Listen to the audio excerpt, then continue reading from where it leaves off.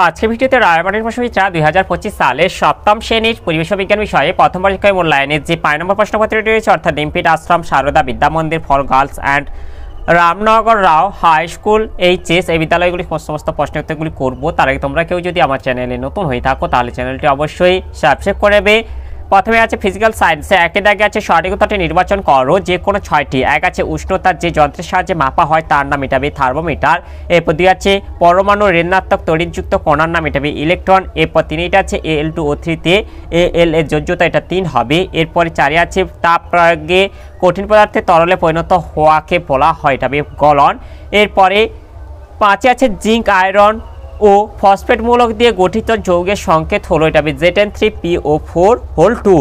এরপরে 6 আছে ক্যালোরি যে ভৌত রাশির একক সেটি হলো এটা তাপ হবে। এরপরে 7 আছে NaCl প্লাস AgNO3 থেকে AgCl NaNO3 এই বিক্রিয়াটি হলো এটা বিনিময় বিক্রিয়া। এরপর 2 দিকে আছে শূন্যস্থান পূরণ করো যে কোনো দুটি। এক আছে বরফ গলনের লিন তাপ এটা 80 ক্যালোরি পার গ্রাম। এরপর 2 আছে পরিবর্তনশীল যোজ্যতা দেখা যায় এমন ধাতব মৌল এটা Fe হবে। এরপর 3 এটা আছে অবস্থান্তরের সময় বস্তু এটা বোধগম্য তাপের কোনো পরিবর্তন হয় না।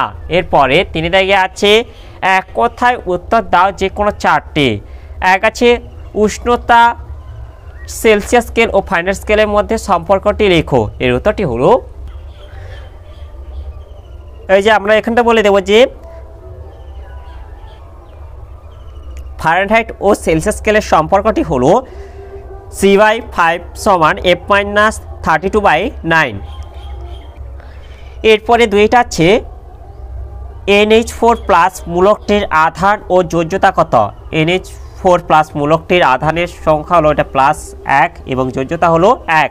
এরপর 3টা আছে লিন তাপের সংজ্ঞা দাও। এর উত্তরটি হলো লিন তাপ একক ভরের কোনো পদার্থের উষ্ণতা অপরিবর্তিত রেখে শুধুমাত্র অবস্থার পরিবর্তন ঘটাতে যে পরিমাণ তাপ প্রয়োগ বা অপসারণ করতে হয় তাকে পদার্থটির ওই অবস্থান্তরের লিন তাপ বলা হয়। এরপরে 4টা আছে একটি মৌলের পরমাণু ক্রমাঙ্ক 19 ও ভর সংখ্যা 39 হলে পরমাণুটিতে কয়টি প্রোটন এটা প্রোটন হচ্ছে 19টি ও কয়টি নিউট্রন আছে নিউট্রন হচ্ছে 39-19 অর্থাৎ হচ্ছে 20টি। এরপরে 5টা আছে সোডিয়ামের ল্যাটিন নাম কি এটা নাট্রিয়াম। এরপরে 4 দিকে আছে একটি বা দুটি বাক্যে উত্তর দাও যে কোনো 4টি। একে আছে মাটির কলসির জল ঠান্ডা থাকে কেন। এর উত্তরটি হলো মাটির কলসির জল ঠান্ডা থাকে এর কারণ হলো মাটির কলসির গায়ে অসংখ্য ক্ষুদ্র ক্ষুদ্র ছিদ্র থাকে। ওই ছিদ্র দিয়ে কলসির জল চুইয়ে বাইরে আসে এবং বাষ্পীভূত হয়। এই বাষ্পায়নের জন্য প্রয়োজনীয় লিন তাপ জল ও কলসি থেকে সংগ্রহ করে ফলে কলসি ও কলসির জল তাপ হারিয়ে ঠান্ডা হয়ে যায়। এরপরে 2টা আছে উদাহরণসহ বিয়োজন বিক্রিয়ার সংজ্ঞা দাও। এর উত্তরটি হলো বিয়োজন বিক্রিয়া যে রাসায়নিক বিক্রিয়ায় কোনো যৌগ বিয়োজিত হয়ে একাধিক মৌল বা যৌগে পরিণত হয় তাকে বিয়োজন বিক্রিয়া বলে। যেমন চুনাপাথরকে উত্তপ্ত করলে তা বিয়োজিত হয়ে পোড়া চুন বা ক্যালসিয়াম অক্সাইড এবং কার্বন ডাইঅক্সাইড উৎপন্ন করে। এরপরে 3টা আছে পরমাণুর সবচেয়ে ভারী কণাটির নাম কি এটা প্রোটন হবে। এরপরে যেটা আছে একটি মৌল X এর যোজ্যতা 2 এবং অপর একটি মৌল Y এর যোজ্যতা 3 হলে যৌগটির সংকেত দেখো এটা X3Y2। এরপরে 4টা আছে এটা আছে সমতা বিধান করো। এটা হচ্ছে HNO3 এর আগে এটা 4 বসিয়ে দিতে হবে এবং NO2 এর আগে এখানটায় 2 বসিয়ে দিতে হবে এবং H2O এর আগে এখানটা 2 বসিয়ে দিলে সমীকরণটি সমতা বিধান হয়ে যাবে।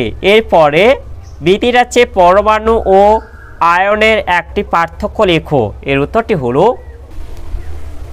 পরমাণু আয়ন বিষয় তড়িৎগ্রস্ততা পরমাণু নিস্তড়িত আয়ন তড়িৎগ্রস্ত। এরপরে 2টা আছে প্রোটন ও ইলেকট্রন সংখ্যা পরমাণু নিউক্লিয়াসের মধ্যে যতগুলি প্রোটন থাকে নিউক্লিয়াসের বাইরে ঠিক ততগুলি ইলেকট্রন থাকে। আয়নের মধ্যে প্রোটন ও ইলেকট্রন সংখ্যা সমান থাকে না।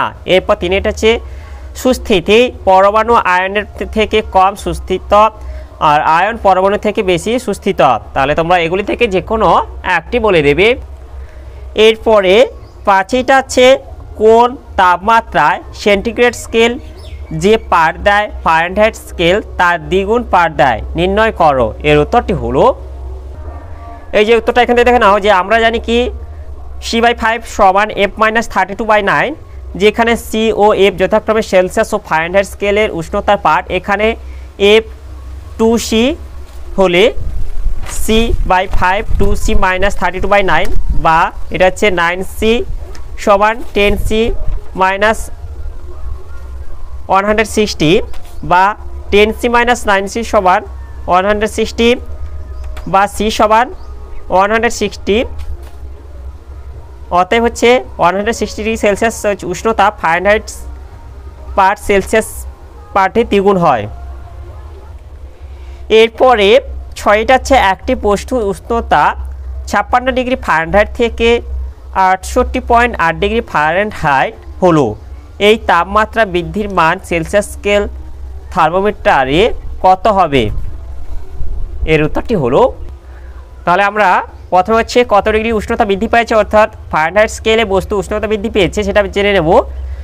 প্রথমে বলেছে তোমাদের 66.8 থেকে এটা হচ্ছে 56 বিয়োগ করতে হবে, বিয়োগ করলে এটা হচ্ছে 10.8 ডিগ্রি ফারেনহাইট হবে। অর্থাৎ হচ্ছে সেলসিয়াস স্কেলে ওই উষ্ণতা বৃদ্ধির মান এটা হবে 5/9 গুণিতক ফারেনহাইট স্কেলে উষ্ণতা বৃদ্ধি। অর্থাৎ হচ্ছে এখানে 10.8 গুণ করে দিলে এটা বেরিয়ে যাবে কত? 6 ডিগ্রি সেলসিয়াস।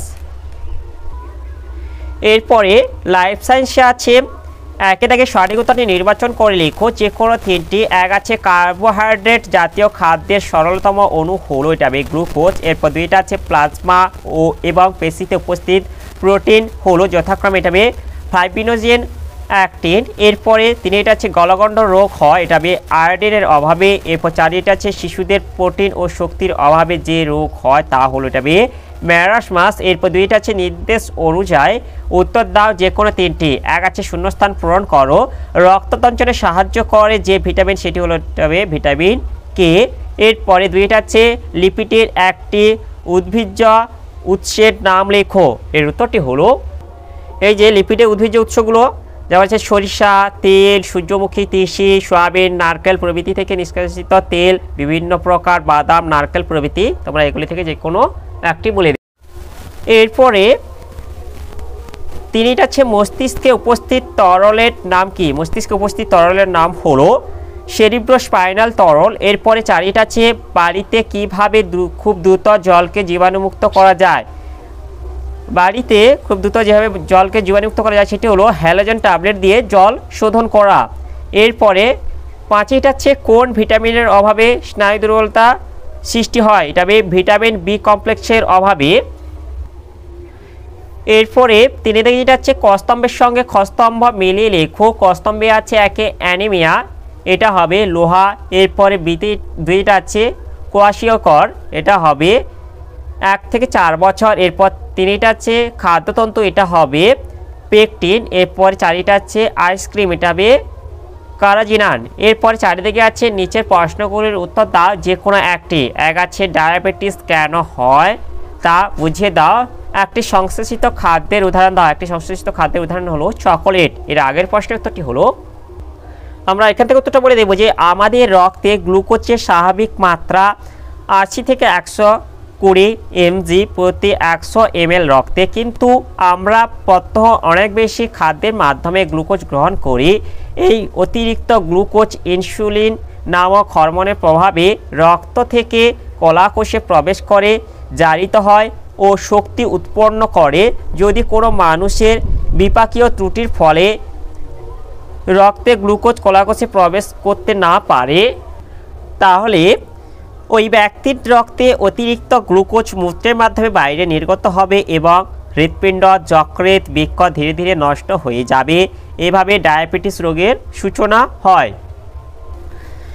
এরপরে 2টা আছে 50 কেজি ওজন বিশিষ্ট একটি মেয়ের উচ্চতা 1.50 মিটার হলে তার BMI কত হবে? এর উত্তরটি হলো, আমরা জানি কি BMI সমান ওজন বাই উচ্চতা স্কয়ার। আমরা এই সূত্রে এটা ফেলে দেব, তাহলে এটা হবে ওজন কত বলেছে 50 আর হচ্ছে উচ্চতা বলেছে 1.50 এটা হচ্ছে স্কোয়ার হয়ে যাবে, তাহলে এটা স্কোয়ার করলে উত্তরটা বেরিয়ে যাবে 21.1। এটা হচ্ছে ওজনটা হচ্ছে এটা স্বাভাবিক হবে। এরপরে তিনটা হচ্ছে ফাইটোকেমিক্যালস এর দুটি কাজ লেখো। এর উত্তরটি হলো ফাইটোকেমিক্যালসের কাজ 1 মানবদেহকে সজীব ও কর্মসক্ষম করে তোলে, 2 মানবদেহের বার্ধক্য প্রতিরোধ করে অর্থাৎ খুব তাড়াতাড়ি বুড়ো হয়ে যাওয়া আটকায়, 3 হৃৎপিণ্ডের স্বাভাবিক কাজ বজায় রাখতে সাহায্য করে, 4 হাড়কে শক্ত ও মজবুত করে তোলে, 5 ক্যান্সার হওয়ার সম্ভাবনা কমিয়ে দেয়। তোমরা এগুলি থেকে যে কোনো দুটি বলে দেবে। তাহলে আজকের ভিডিওতে আমরা সপ্তম শ্রেণী পরিবেশ বিজ্ঞান বিষয়ে যে 5 নম্বর প্রশ্নপত্রটি ছিল তা সমাধান করলাম। আর তোমরা কেউ যদি আমার চ্যানেলটা এখনও সাবস্ক্রাইব করে রাখোনি তাহলে চ্যানেলটা অবশ্যই সাবস্ক্রাইব করে নেবে এবং ভিডিওটি ভালো লাগলে ভিডিওটিকে অবশ্যই লাইক, কমেন্ট ও শেয়ার করে দেবে।